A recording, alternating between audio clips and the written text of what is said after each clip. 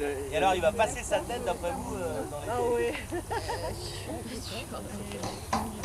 Ah, c'est inégal.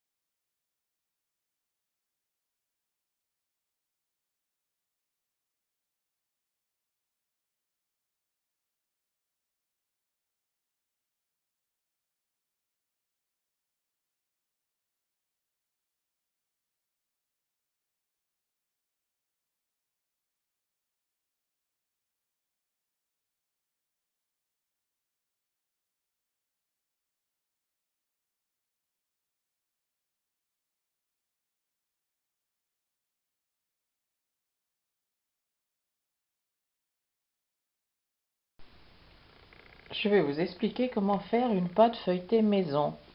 Donc je dispose 400 g de farine dans un plat avec 20 centilitres d'eau au centre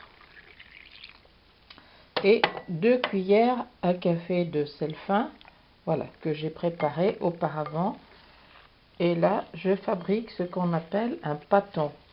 Voilà, il faut remuer pas trop longtemps, moins que ça fasse moins de 5 minutes, sinon votre pâte deviendrait élastique et ce serait pas bien du tout. Donc là, on remue un petit peu. Voilà. Ah donc, alors avec cette pâte feuilletée, vous pouvez faire c'est la base de la galette des rois.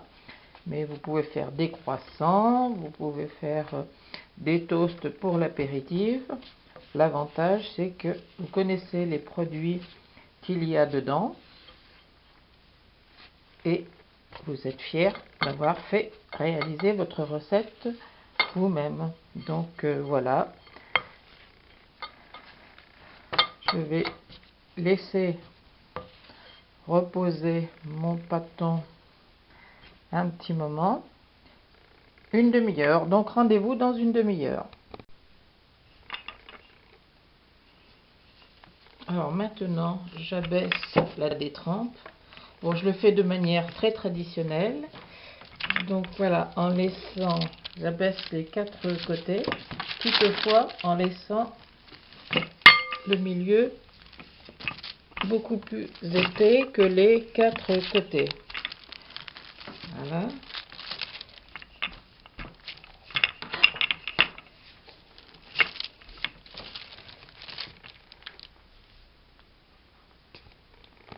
Voilà, j'ai placé donc les 250 g de beurre au milieu et je recouvre comme ceci avec les 4 côtés.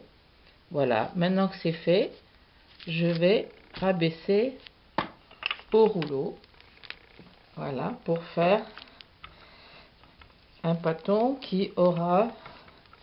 dont la longueur sera 3 fois la largeur pour pouvoir rabaisser en 3 fois. Voilà, à tout à l'heure. Donc je rabaisse ma pâte pour un 3e tour. Pareil, là donc que la longueur fasse bien 3 fois la largeur. Donc je fais ceci et après je laisse un quart d'heure de repos. Ensuite je tourne toujours sur le côté droit dans le sens des aiguilles d'une montre et je refais ceci 2 fois, 2 tours, toujours en laissant reposer un quart d'heure à chaque fois. Et voilà, ma pâte sera terminée et je pourrai en disposer. Un quart d'heure de repos pour ma pâte. dont je vais faire encore 2 tours, donc ça fera 6 en tout.